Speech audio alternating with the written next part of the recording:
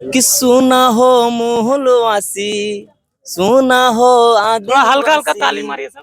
सुना गो महाय मौसी, सुना हो झारखंड वासी, झारखंड के गली गली गूंजे एक नाम रे। 24 में बनई है दादा टाइगर के सांसद रे।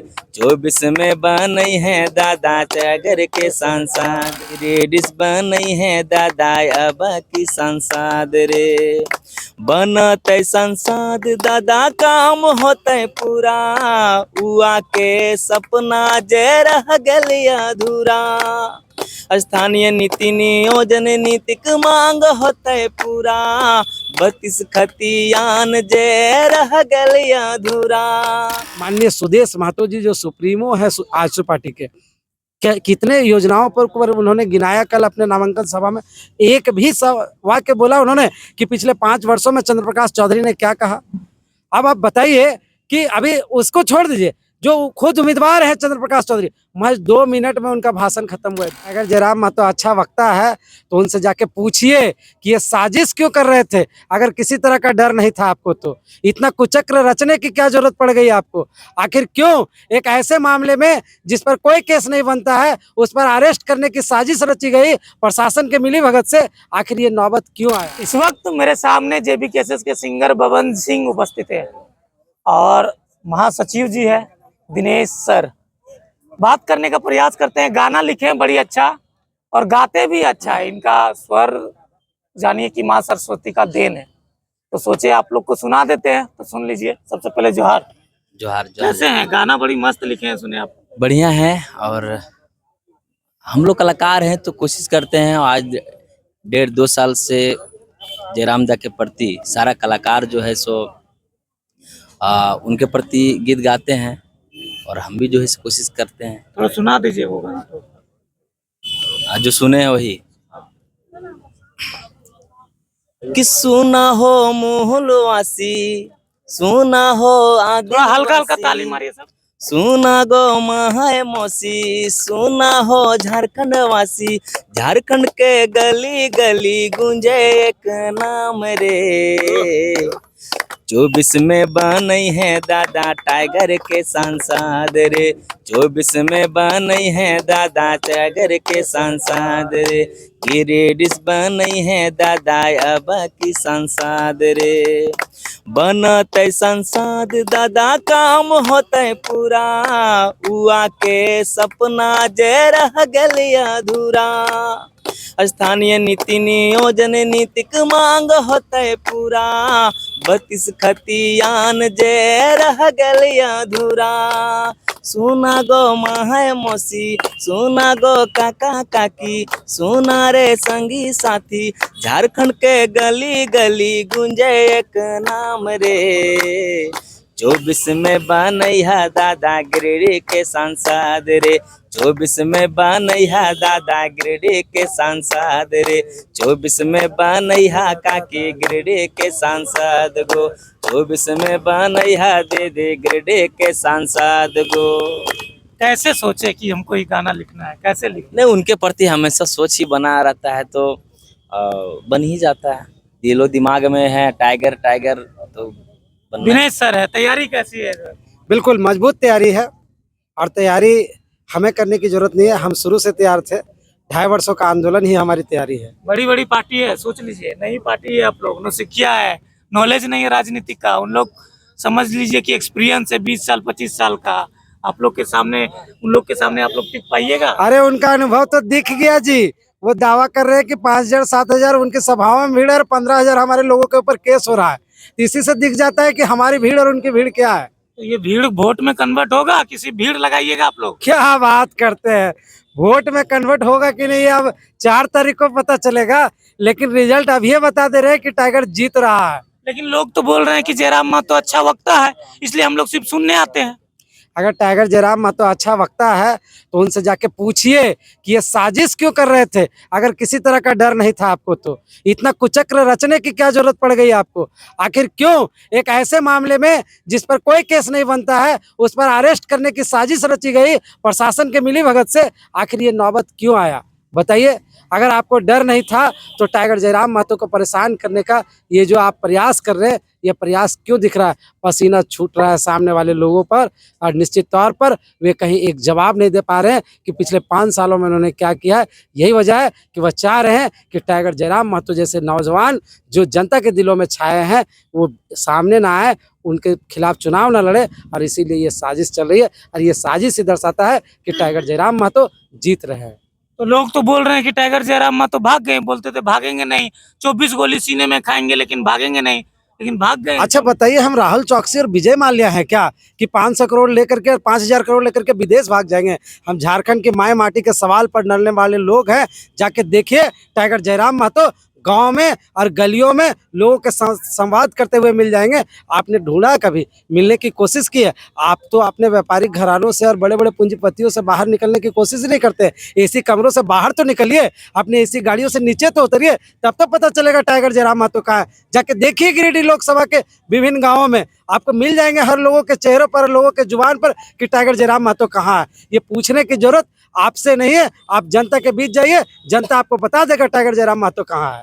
लेकिन आप लोग के पास मैनिफेस्टो नहीं है, मुद्दा नहीं है, कैसे जनता के पास जाकर वोट मांगिएगा? बड़ा हास्यास्पद सवाल लगता है अशोक जी, जब लोग कहते हैं, ये हमारे विपक्षी लोग जब ये कहते हैं कि हमारे पास मैनिफेस्टो नहीं है, मुद्दा नहीं है, तो 2.5 वर्षों से हम लड़ किन मुद्दों पर रहे हैं?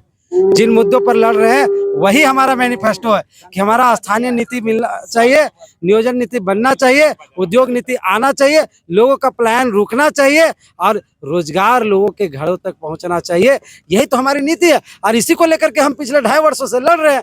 अरे उनको चुनना पड़ेगा, उनको खोजना पड़ेगा जो लोग हमारे खिलाफ लड़ रहे हैं, क्योंकि हर बार उन्होंने झूठ बोला है और जनता उनकी बातों पर भरोसा नहीं कर रहा है। इसलिए अब वो तलाश नहीं कर पा रहे कि उनको कौन नीतियों पर चुनाव लड़ना है, क्या होगा उसका घोषणा पत्र, उनको सोचना है, हमें नहीं सोचना है। आप बताइए, हमारे विपक्षी पार्टी जो कहती है अपने आप को अभी 5 साल सांसद रहा है, बोलिए माननीय सुदेश महतो जी जो सुप्रीमो है आजसू पार्टी के, क्या कितने योजनाओं पर उन्होंने गिनाया? कल अपने नामांकन सभा में एक भी वाक्य बोला उन्होंने कि पिछले 5 वर्षों में चंद्र प्रकाश चौधरी ने क्या कहा? अब आप बताइए कि अभी उसको छोड़ दीजिए, जो खुद उम्मीदवार है चंद्र प्रकाश चौधरी, महज 2 मिनट में उनका भाषण खत्म हुआ है, 2 मिनट में। और जिस दिन टाइगर जयराम महतो नामांकन कराए थे ना, हमको लगता है 10 मिनट तक तालियां और नारे गूंज रहे थे उनके नामांकन सभा में। और ये स्थिति है, हमारे विपक्षी लोग कहाँ टिकेंगे? लेकिन मोदी लहर चल रहा है, याद है आपको? कहाँ टिके बोल रहे हैं, मोदी लहर है। वो जो होता है ना, वो आपका गिरिडीह लोकसभा के बाहर ही आप कुछ कह सकते हैं, इसके अंदर एक ऐसा जगमोहनी है टाइगर जयराम महतो के नाम पर कि अंदर वो घुस ही नहीं पाएगा। नहीं, लोग तो बोल रहे हैं कि बरसाती मेढक है, जिस तरह से बरसात में मेढक टर टर करते हैं उसी तरह से आप लोग कर रहे हैं। उनको एहसास ही नहीं है कि हम क्या हैं। उनको पता चल जाएगा कि हम यहाँ का मानसून है, जब बरसते हैं ना तो बाढ़ लेके आते हैं और अच्छे अच्छे को बहा करके समंदर तक ले जाएंगे। इसकी चिंता मत करिए, ये 4 तारीख को वो बाढ़ का जो परिणाम है दिखने लगेगा। कितना वोट से जीतिएगा? निश्चित तौर पर हम तकरीबन 4 लाख वोट के अंतर से जीतेंगे। कम से कम हमारा अंतर 4 लाख वोट का होगा। यानी मान के चलिए अगर उनका 3 लाख आएगा तो हमारा 7 लाख पार होगा। आपके क्षेत्र से सबसे ज्यादा लोग बाहर जाते हैं काम करने के लिए, तो जीतने के बाद क्या कीजिएगा उन लोग के लिए? मैंने तो कहा ना कि नीति नहीं बना था, और हम नीति पर बात कर रहे हैं। पुल पुलिया सड़क कोई बना देता है, हम नीति पर लड़ाई लड़ रहे हैं और नीति पर ही बात करेंगे। नीतियाँ बनाएंगे, नियोजन नीति बनाएंगे, स्थानीय नीति पर बात करेंगे, और जब नीतियाँ बनेंगी तो निश्चित तौर पर लोगों को रोजगार घर पर ही मिलेगा। बोलिएगा कैसे घर पर मिलेगा? आप देखिए, राज्य सरकार ने 60-40 की नीति लाई, लेकिन क्या वो इम्प्लीमेंट हो रहा है? कितने प्राइवेट कारखानों में, कल कारखानों में, उद्योगों में हमारे स्थानीय लोगों को 60% वहाँ नियोजन मिल रहा है? आप उठा के देख लीजिए, गिरिडीह इस्पात उत्पादन के क्षेत्र में 3रा सबसे बड़ा शहर है, और वहाँ जितने भी कल कारखाने स्थापित हैं वहाँ बाहरी जो मजदूर हैं वह काम कर रहे हैं। मैं एक उद्योग में गया था, नाम नहीं बताना चाहूँगा, वहाँ लगभग 1100 एम्प्लॉय हैं, और 1100 मुश्किल से 30-35 जो एम्प्लॉय हैं, मजदूर हैं, वो झारखंड के, बाकी सब उड़ीसा, बंगाल, बिहार और यूपी के। बताइए, वहाँ 700 हमारे मजदूर होने चाहिए। अगर नीति सही बनता तो 700 मजदूर सिर्फ एक कारखाना में काम करता है, तो वैसे कई दर्जन कारखाने हैं, और उस तरीके से तकरीबन 10 से 20 हज़ार लोग काम करते, और जो 20 हज़ार लोग बाहर पलायन करते उनको यहाँ रोजगार मिलता, और उस 20 हज़ार लोग जब यहाँ पर रोजगार करते तो वो पैसा भी यहीं के बाजार में खर्च करते, उससे एक्स्ट्रा 20 हज़ार लोगों का और परिवारों का भरण पोषण होता। ये नीतियों की वजह से ऐसा हो रहा है। हम नीतियों पर काम करेंगे, और जब नीतियाँ बनेंगी तो स्वाभाविक है समस्याओं का समाधान होगा। लेकिन लोग तो आरोप लगा रहे हैं आप लोग पे सीट बेचने का, 17 सीट लोग बोल रहे हैं कि बेच दिया है। दीपक गुप्ता जो है वो तो कभी आंदोलन में नहीं थे, ना आंदोलन में उतरे, ना कोई देखा है, उनको सीट दे दिए। धनबाद में भी उसी तरह से आप लोग किए। ये लोग आरोप लगा रहे हैं। हम देखिए, विरोधी तो बोलेगा ही, कोई कहेगा कौवा कान लेके उड़ गया तो हमको अपना कान ढूंढने की जरूरत है। जनता जानती है पूरी तरीके से। आप बताइए, पूरे राज्य में आप कह रहे हैं धनबाद सीट को लेकर के, हमको बता दीजिए, जो कांग्रेस कहती है कि हम अल्पसंख्यकों का हितैषी है, कितने अंसारी चेहरा को दिया है जी? पूरा राज्य में कई को 14 सीट में दिया, एक भी सीट दिया?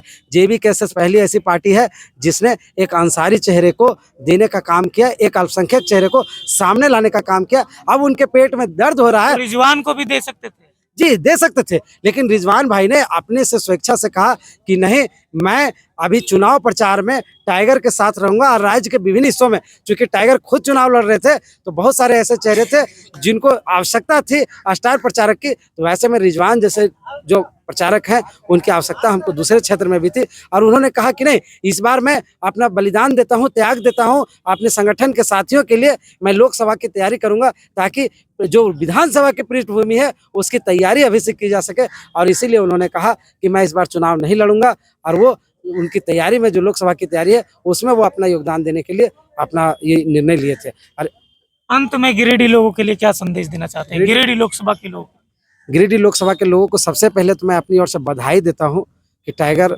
जयराम महतो उम्मीदवार बनकर के आपके बीच आ रहे हैं।